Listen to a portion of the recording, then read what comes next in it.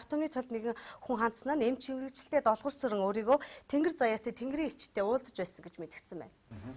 Тэр ард түмэндээ өөрийн зүүдэнд орсон Чингис хааны сургаалыг хэлхийг хүссэнийг уламжилсан байгаа. За бид бас энэ талаар мэдээ бэлтгэж одоо танд үзүүлэх гэж байна. Монголчууд бид өөрсдийгөө тэнгэр заяатай хүмүүс хэмээн аргатаа бидэн дунд өөрсдийгөө бусад хүмүүсээс онцгой эгэлгүй хосгүй нэгэн гэж үздэг хүмүүс сөнгөө бий. Тухайлбал Чингис хаан академийн тэргүүн даваан юм. Бат отхон саран даваа арга багш нар хосгүй гэгддэг хүмүүсийн тоонд орж хэлж ярьсан нь нийгэм даяар шууган тарьж чаддаг юм а.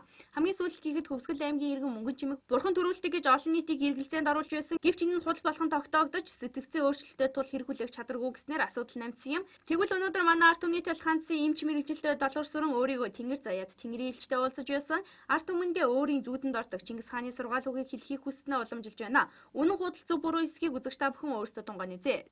Тэнгэрийн илчтэй уулзсан гэдэг чинь тэр нь одоо яг ямар шиг хүн байсан юм бэ? Үнэхээр хүн байсан юм уу эсвэл юу? Хүн байсан. Би гандангийн нэнд явж явсан чинь зэрэг нэг залуу ирээд ажуу дээрээ шууд сайн байна уу гэсэн чинь би тэр залуугаас ухраад гэсэн чинь зэрэг намайг та тэнгэр заяат хүн гэдгийг мэдгүй гэсэн. Тэгсэн чинь зэрэг та тэнгэр заяатад хүн байна. Та ажиллаа хийх ёстой. Танд хараалын юм ирчээд байна. Танд би туслахаар ирлээ гэсэн байхгүй юу? Үзмэрчлэн хүмүүс байдаг шүү дээ. Тэднэрээс юугаар ялгаатай? Тэднэр байх магадaltaй шүү. Биш. Тэгээд тэр шууд хий яриадсэн байхгүй юу? Миний байдлыг хэлээл ёстой. Айгуу тийм байна. Айгуу залуулаг сэтгэлдэг тийм. Тэгээ өөртөө юмгүй өөрөө хий яриадсэн байхгүй тэр хүн. Бас яг дээд тэнгэрээс надаар дамжуул юм хэлүүлсэн гэдэг чинь яг юу хэлүүлсэн юм бэ? Миний дээд тэнгэрээс хэлэхдээ бол ингэж хэлж байгаа байхгүй юу? Эзэн Чингис чинь хар туга барьж нутаг орон уулс хамаг байгаль байгаагаар аварч исэн бол одоо эргээд сүн сэтгэлээр аврахаар ирлээ. Сүн сэтгэлээр ив найртай нэгдэж их орон өөрсдөө авраач гэдэг дамж болгосон. Хэлэрэг. Тэгээ хамгийн гол ив нэгдэлгээ чинь байхгүй болсон.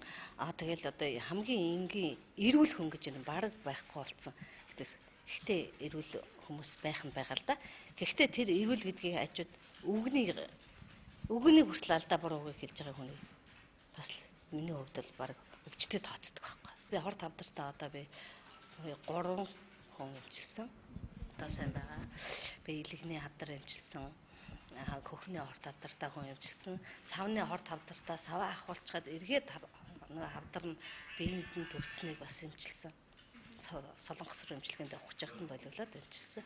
Тэрээр хорт хавдартай хүмүүсийг эмчилж чадсан. Энэ нь Тэнгэрийн ивэл багтдгийн ач хавья ямар ч өвчнийг эмчлэх чадвар хүсэл бий гэж хэлж байгаа юм. Мөн зөвхөн түүнд л харагддаг илүүд өөрөөс нь цацарч газрын өнгийг шар ногоongоор хардаг бусдаас өөр гэж байлаа. Зүүдэнд нь Чингис хаан туга барин заларч миний үгийг бусдад дамжуул гэж зарим үед биеийг нь хүртэл удирддаг гэж байгаа юм. Магадгүй түүний хэлж ярьж байгаа нь үнэн эсвэл худлыг мэдэх аргагүй.